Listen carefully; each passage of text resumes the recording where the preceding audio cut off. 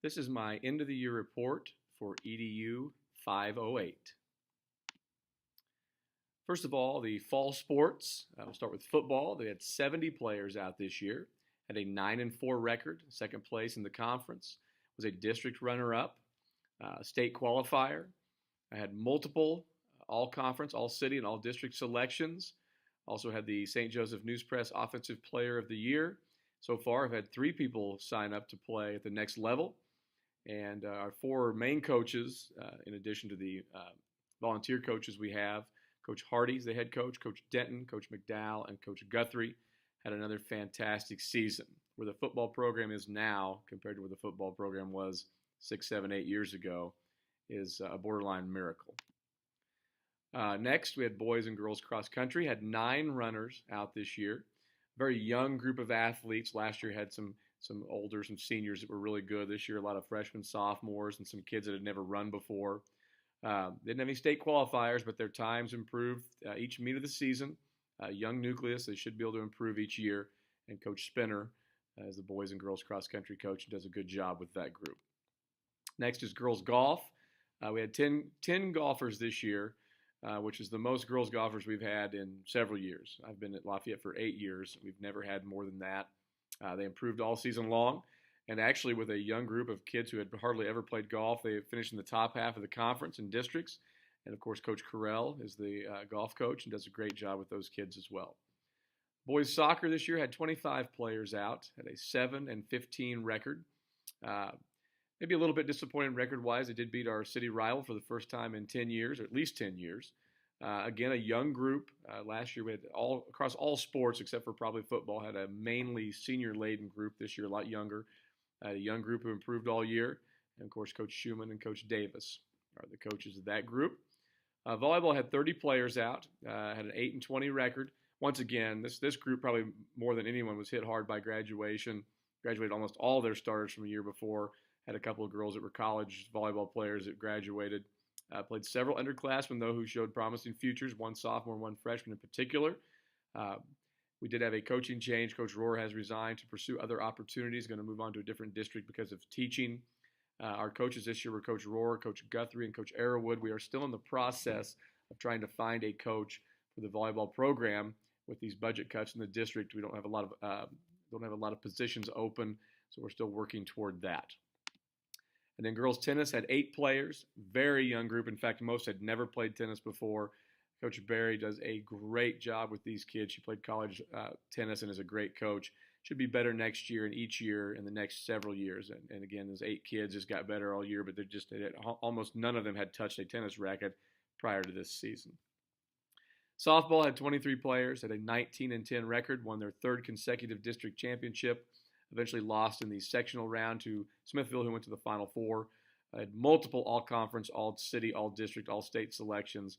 One player so far has signed to play at Northwest Missouri State, and Coach Leak, Coach Shiflett, and Coach Wynn have that program.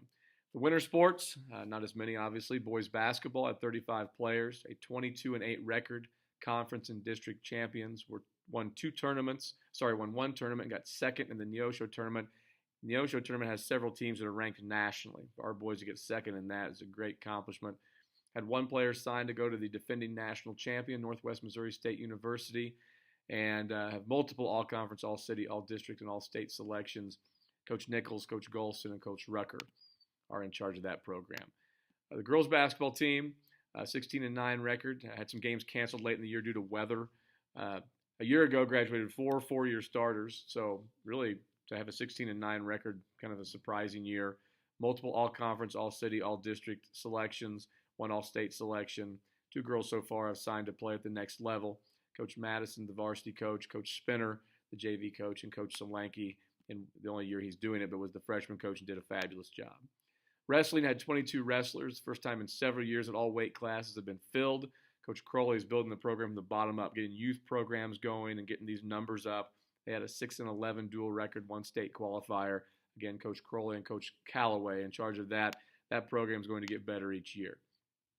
Spring sports, girls soccer, 26 players at a 9-15 record. Again, a very young group, almost entirely made up of underclassmen. But we had a freshman class that has played a lot of soccer and they're going to start building that program up improved each and every game. Very bright future for that group. And Coach Schumann and Coach Alden were in charge of that group. Boys tennis had 8 players out, only 1 player returning from a year ago. No seniors. Had 1 player receive 5th place at the Winnetonka tournament. Had a full squad for the first time in 4 years. Coach Madison's in charge of that program. Boys golf had 12 golfers. Again, just like the girls golf team, had the most golfers we've had in 5 years. 4th place in the conference as a team. Individual medalists in the conference, 5th and 10th place. Fairly young group. Future's very bright. Coach Carell's getting a lot of interest in both those golf programs, doing a great job. And then boys and girls track had 35 boys and 25 girls out for track. Multiple conference district and sectional medalists. The boys 4x1 team were state qualifiers.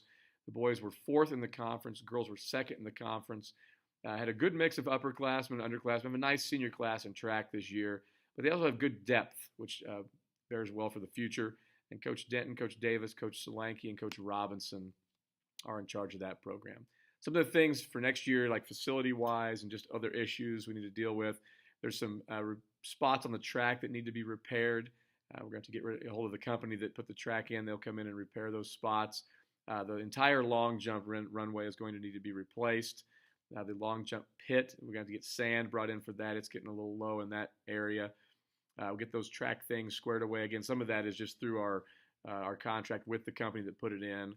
The softball team is moving their games down from down here at the park near the school down to the Heritage Park, which doesn't hold rain as well, but is a much nicer facility.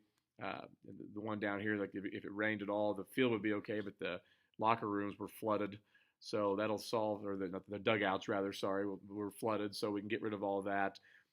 We also need to solve, we had a problem this year, the clock in our gym, we had trouble being able to use that clock just due to the way we have to plug in. We can't pull the bleachers out. So our basketball teams, both boys and girls, could not use a clock this year.